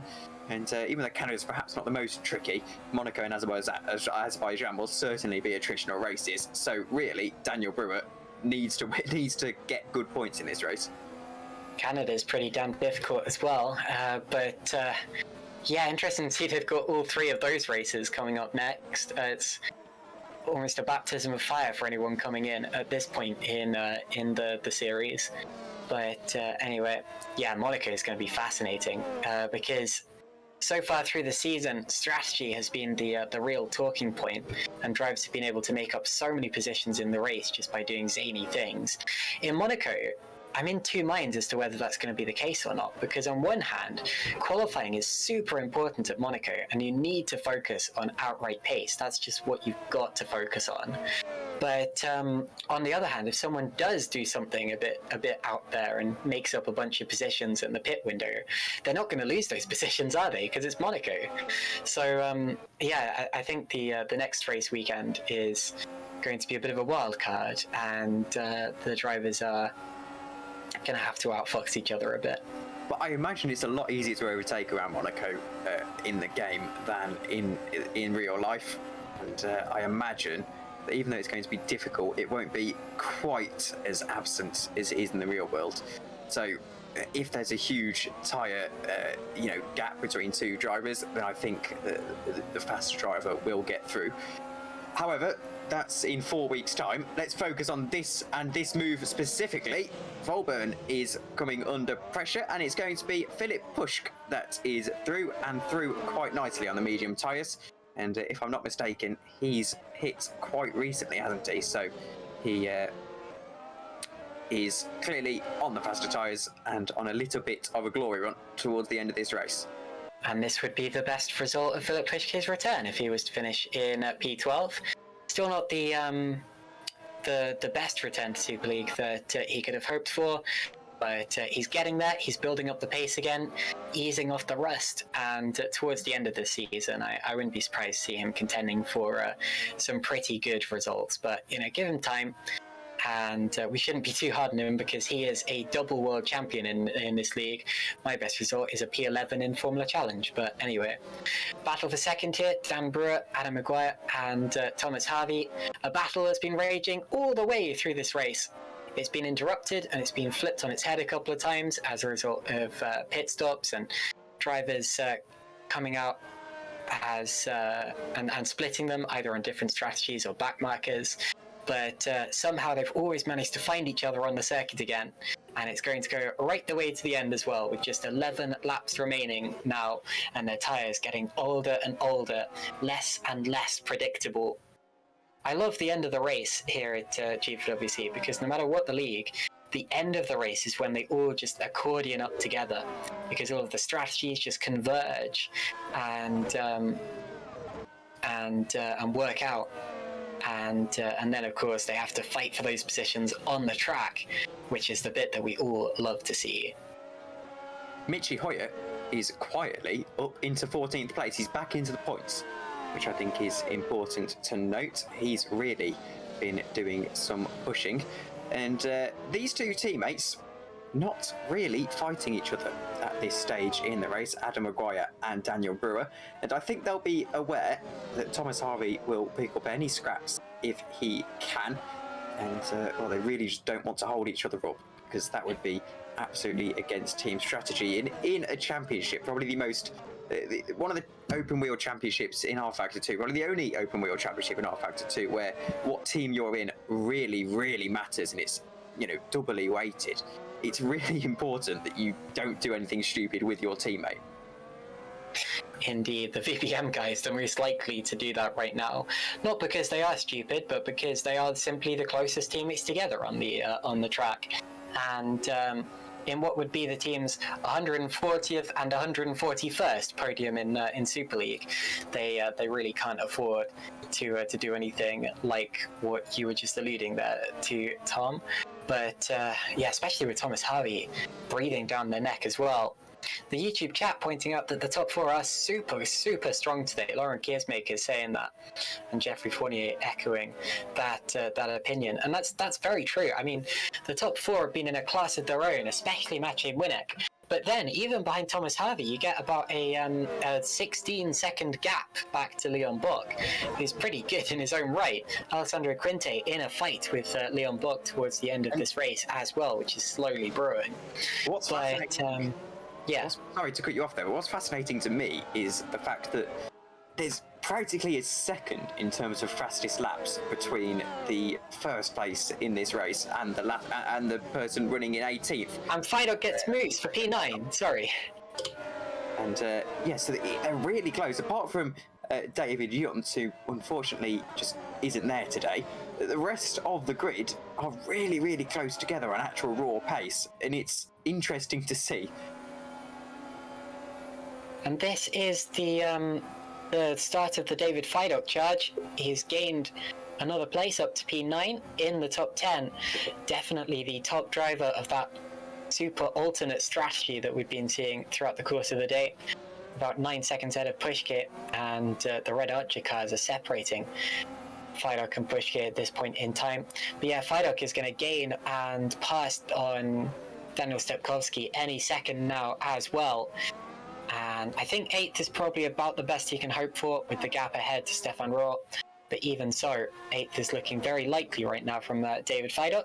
And considering that he started, I think, about 18th, that is a big, big improvement from another driver who, again, is just waiting for better results to materialize in this series.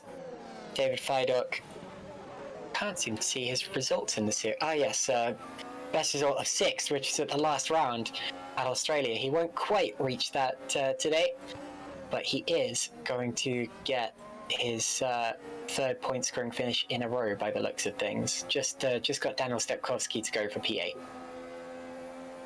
So into the very latter stages of this race now, about 7.5 laps to go, and still no one can hold a candle to Milnek, who has really, in fact, I say that, Daniel Brewer has slowly been eating away at that gap, and it's now on my race view timing screen down to 5.8 seconds. And I'm not suggesting that they could mount a late overtake here, but maybe, as David Fidok now, with the DRS, is trying to make a move up into 8th position. And I think, out of the slipstream, he hasn't quite got the top speed, but he does make the move in the end, albeit a little bit slowly there. He took his time. Doesn't matter, he's got it. Up to P8 goes David Fidok, and that is probably where he's going to finish at this point in the race. We've got 7 laps remaining and an 8-second gap to the car in front, which is not being eaten down quick enough. But a great race nonetheless from David Fidok compared to where he started on the grid.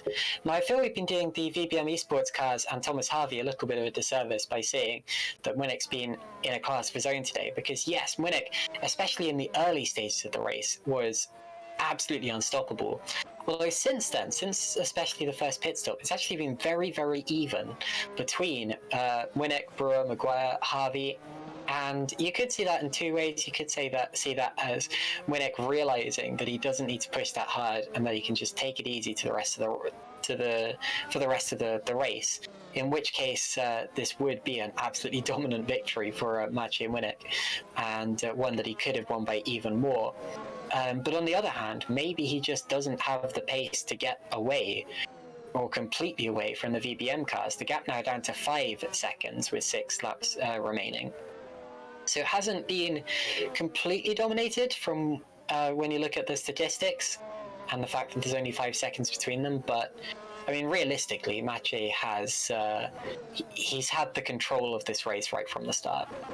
Yes, it's not a case of, you know, I imagine he's probably physically driving slower now with so little laps to go. He knows that he's going to take something mighty, so he can kind of, you know, just lift off a little bit, you know, just be safe all. And that's all that his team will be telling him to do. This is going to be for his maiden victory. And let's remember that this is something that he'll have worked hard for, and he'll have had to have done so much practice. And an hour and a half as well. It is and Fidok's dropping. Fidok is in the wall. So Fidok, who I was literally just praising, has lost his front wing and has dropped out of 8th position. And the YouTube chat will sigh with despair because Fidok is very popular. And it appears to have been a glitch or a hardware failure or something like that. Yeah, because partway... Yes, and he's out because partway through that kink, he suddenly stopped steering and he didn't brake, he didn't make any attempt to avoid the barriers, he slammed into the wall, lost his front wing, and I think that's another hardware failure or something along those lines. Look, he's still in 7th gear. He's got no revs and he's got no power going into the rear wheels, so I'm not sure he can actually, maybe a complete screen freeze or... I could be wrong, but I think if his wheels disconnected, it would have meant that he got no braking into the corner. Yeah, but he didn't brake. And he had his throttle on, didn't he? As well. So if he has gone full throttle into a wall, that's probably his engine blowing up, which would mean that well, he's going to have to take another one for the next race, I would imagine. I think it was more likely a hardware failure, but it's certainly not going to do that engine any good. I'm not saying that so obviously the hardware failed, but it looked like his throttle got stuck down as well. Maybe. The engine's gone. That definitely might have happened. Here are Brewer and Maguire. Maguire with a twitch, still not attacking, and they're now 5 seconds ahead of Thomas Harvey. So Harvey's dropped back a bit. Maybe his tire's going off. Maybe he's made a mistake somewhere. But yeah, it looks as if the VBM Esports cars now have a lot more clean air in front and behind them than they would have been expecting. And it will be encouraging for the team actually that Fidok was, I believe, on his first engine anyway, so they would have had to change it after this race, I'd imagine, regardless, so it won't be too big of a concern for them. That moves Robin Panther into the last points-paying position, and Jan Grankvist back into the top 10. Now, at this point in the race, it's safe to say that Michi Hoyer's two-stop strategy bit him in the foot, and or shot him in the foot. I think I've mixed up two sayings there, but anyway, you get what I'm saying. It's not worked out for Michi Hoyer running P12 because he was on course for potentially a P5 had he not made that second stop, and I was confused at the time, and I'm just as confused now because it really doesn't make sense.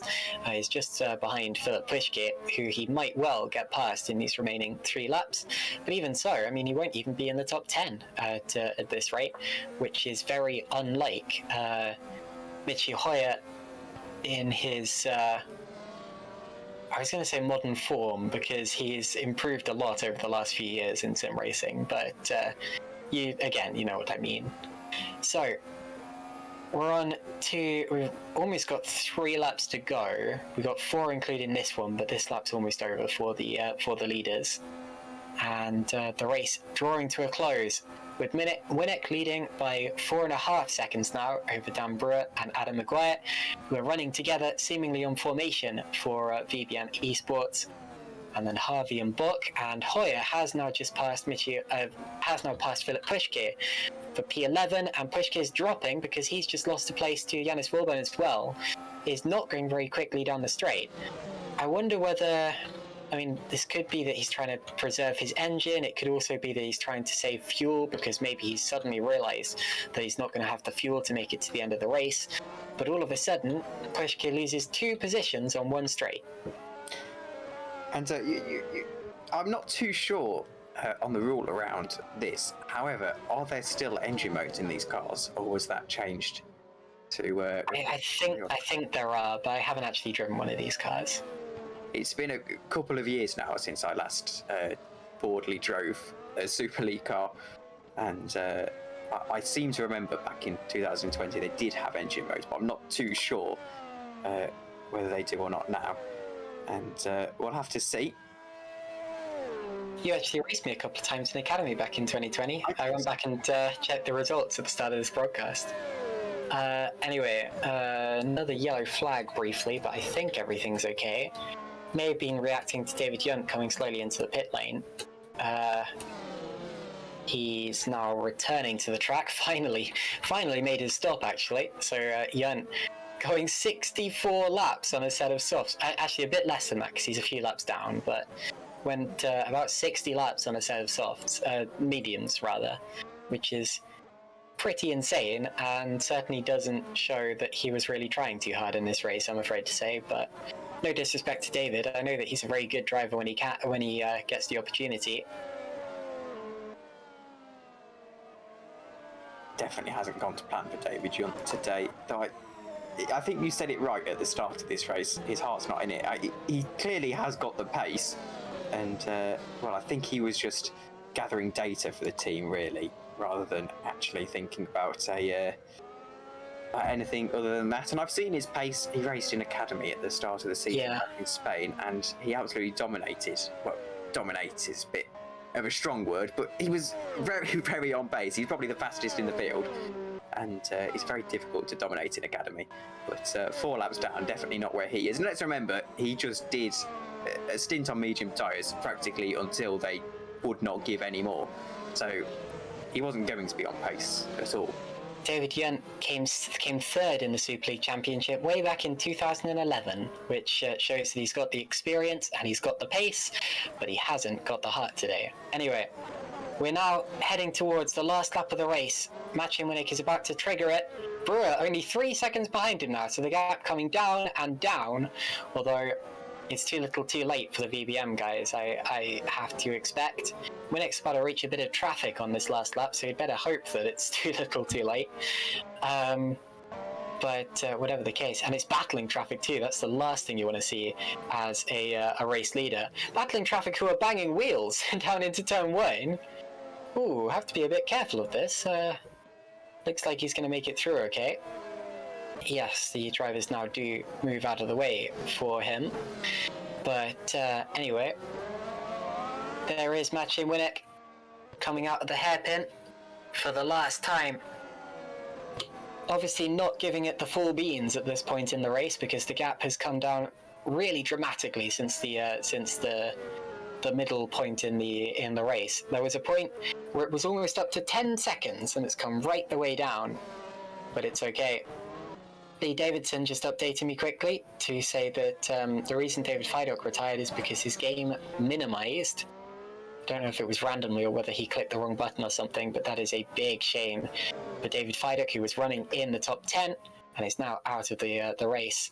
The two Red Archer cars are swapping on the last lap, but look at Mathieu Winnick, who comes out of the final corner and after what is effectively a lights to flag victory, wins in Portugal. Mathieu Winnick is a GPVWC Super League race winner at last.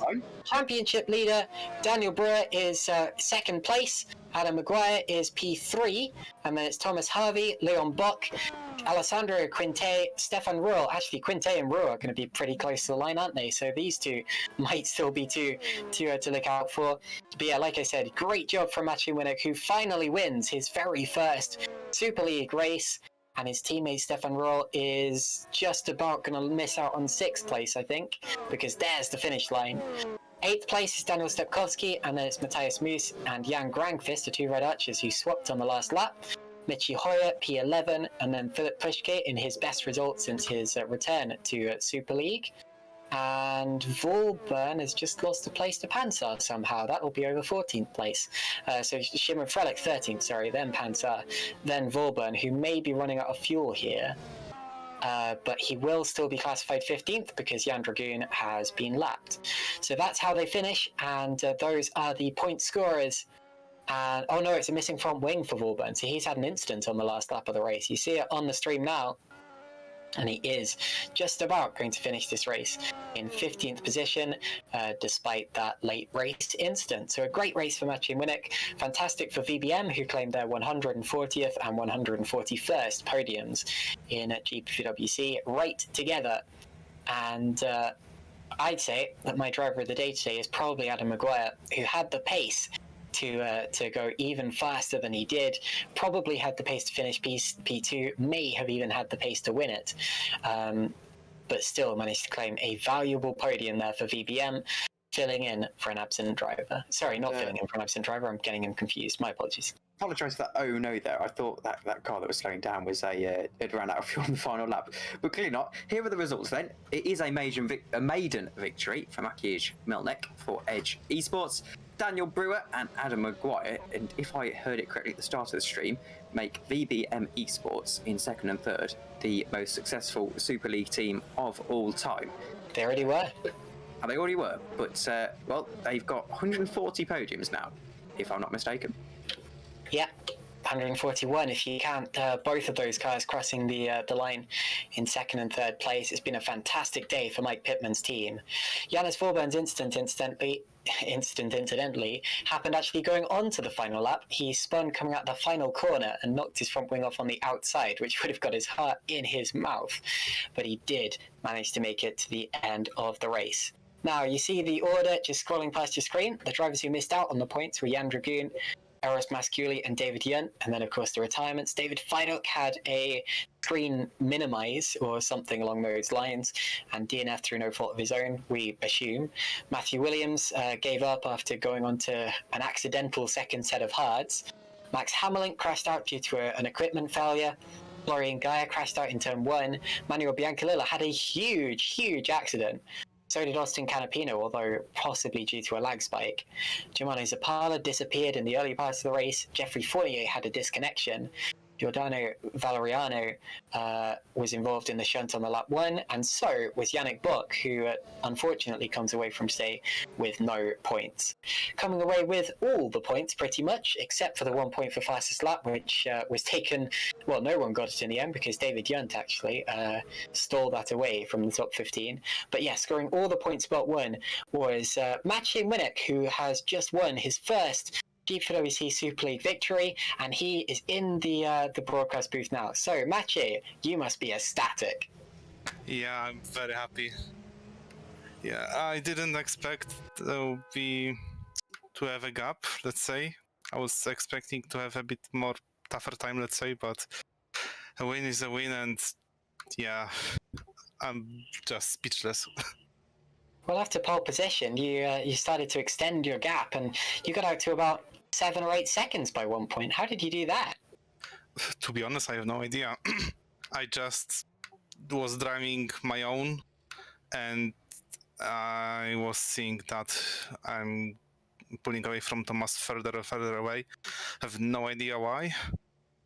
And I think I extended the gap to like 5 seconds, then lost a bit with extended soft stint, and after the pit stop, I think only because of traffic I managed to get like 8-second gap on Adam and Daniel, and I just tried to manage it to the end. Now, Maciej, you are a real success story of the GPWC career ladder system, because when I came in to commentate GPWC for the first time, you were in Formula Challenge at the time. You won race 2 on that day, my first ever commentary. I commentated you winning Formula Challenge, I commentated you winning Super Cup the next year, I commentated several of your early Super League races, and now I've had the pleasure of commentating your first Super League win. How does this rank up against your other GPWC achievements? I think that's the best achievement as of today. I know that I've won the title in Formula Challenge, was runner-up in Super Cup, but winning in Super League in the field with the best drivers out there on Earth Factor 2, yeah, I think that beats everything else I achieved. Amazing. That is quite something coming from a very successful driver. Tom, do you have anything to add to our race winner today, Maciej Winnick? The thing I really can ask is, we didn't think the one stop was going to be possible. Just how durable were the hard tyres in the end? Yeah, the hards were stupidly durable, I must say. I was kinda considering maybe a possible two-stop if something out of order would happen in the race, but if not, then the plan was to do one stop from the start because, yeah, as I said, C1 tire compound, it's a very durable tire, or at least was on this track. I told you one stop would be possible, Tom. Anyway, thank you very much for that one, Maciej, and congratulations on your very first GPWC Super League victory. And thank you as well for the interview. Thank you. So that was Maciej Winnick, one of the best drivers in GPWC right now. And I've got to say, I'm a little proud, actually, having followed pretty much his entire GPWC career ladder career up until this point. Many more wins to come, I'm absolutely sure. We do not currently have anyone waiting in the interview room, which is quite unusual after a Super League race. Normally you have a lot of drivers bursting to jump in and let us know exactly how they did what they did, and some complain and some over the moon, but we don't seem to have anyone right now. So I guess while we wait to see if anyone's going to jump in quickly, Tom, what a race that was. Do you have any words to round up what we saw today? Well, I think the big story is the VBM esports cars, how strong they are looking. Yeah. Apart from Maciej himself, they were pretty much the class of the field. And on evidence of today, I think Daniel Brewer this really is his championship to lose now. And I know we're relatively early in the season, but you forget we are now about a quarter of the way through. In fact, exactly a quarter of the way through with 16 rounds and 4 being gone. And I think Daniel Brewer will definitely start to feel himself that the championship now is not in his hands, but it's sort of his to lose, if you know what I mean. You know, Absolutely.